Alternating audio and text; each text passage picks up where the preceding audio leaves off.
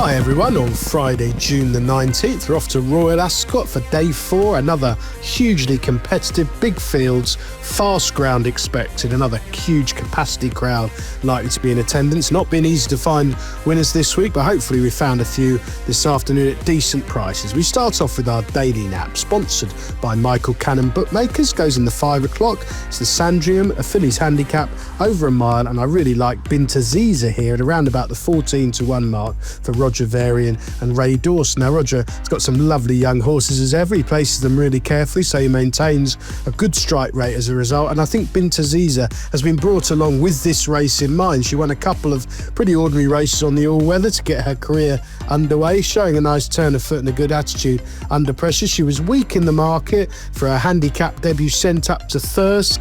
Never a bad plan of attack to start at one of the smaller tracks. Certainly doesn't do your handicap mark any harm, and she's crept into this from a very attractive mark, I think, with more improvement in the tank after just 3 career starts. Now that handicap debut at Thirsk, what's the run back now? I think that she has got a little bit of temperament, as a lot of these fillies do. She was reluctant to go in the stalls. She wore a hood to get down to the start, and she then missed the break, and I thought she was very eye-catching. She wasn't given a hard time at any stage. She ended up parked in the car park on the outside in a poor position and stayed on quite strongly late without being knocked about by any means. I think there's loads more to come, and I think a strongly run mile should really suit her. Hopefully she gets a bit of luck in running and Ray Dawson can pick them all off late at an attractive price.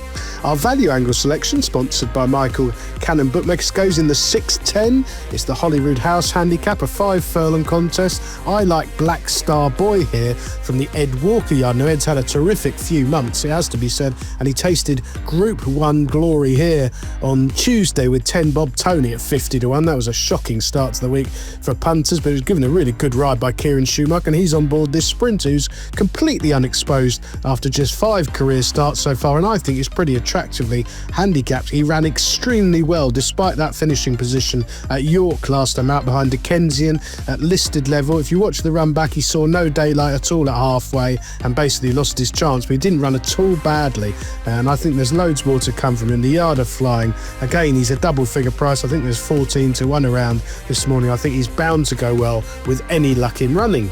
The remaining 5 races at Royal Ascot on Friday, we'll spin through them in time order as ever, starting with the Albany at 2:30, a Group 3 over 6 furlongs. Small stakes here. These are minefields, these juvenile races. I really like Baited Benevolence when he won at Nottingham first time out. I had a good mark for him previously, and that wouldn't be usual for Marco Botti first time out, it has to be said. But Baited Benevolence, it's a really nice prospect, travelling strongly up from rear under a confident ride and then finding generously to come clear from the furlong pole. That was a pretty strong contest, and Nottingham form for me is usually underrated. It tends to be very competitive there. I think Baited Benevolence is open to plenty more improvement at big price. I think I've seen bigger than 33-1 this morning. I think that's more than fair.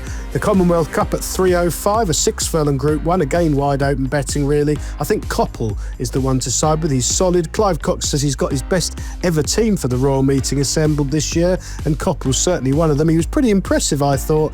A career best performance over this course and distance in May, quickening up smartly. Now this is obviously a lot harder, but 6 career starts so far. There's lots more to come from him, unlike some of the rivals at the front of the market. The 3:40, the Duke of Edinburgh handicap over 1 mile 4.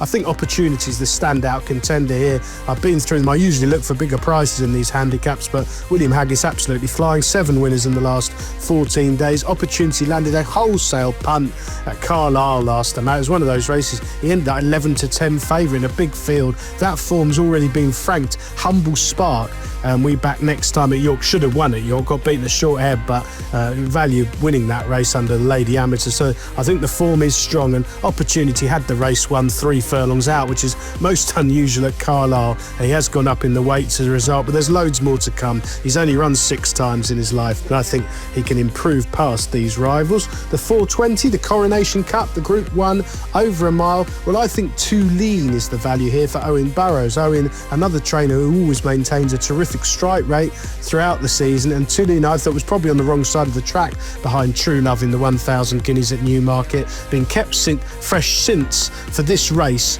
by her excellent yard. Safi Osborne booked, who's riding better than ever. She really is having a very hot spell, Safi. She'll be patient, and hopefully Tulin can come through late. There's another one of these horses. She's open to more improvement after just 5 career starts. And finally for us, the 5:35, the Group 2 1 mile 4, King Egbert the 7th. Well, Water to Wine, I know, is held in the highest regard at home by the Gosdens, a colt with loads of scope. He got off the mark at Newbury very impressively. He was then 12-1 on at Kempton. Bloodless task there, but this step up in trip slightly to 1 mile 4 on fast ground should be ideal, and I think he can justify a short price under William Buick in what, it has to be said, is a substandard renewal of this race. Best of luck with all 7 televised ITV races on Friday, everyone. Please do like and comment with your own tips and fancies on Friday in the comments section underneath. Subscribe to the free YouTube channel if you haven't already, and do check out our sponsor, Michael Cannon Bookmakers. As I've said already this week, Michael's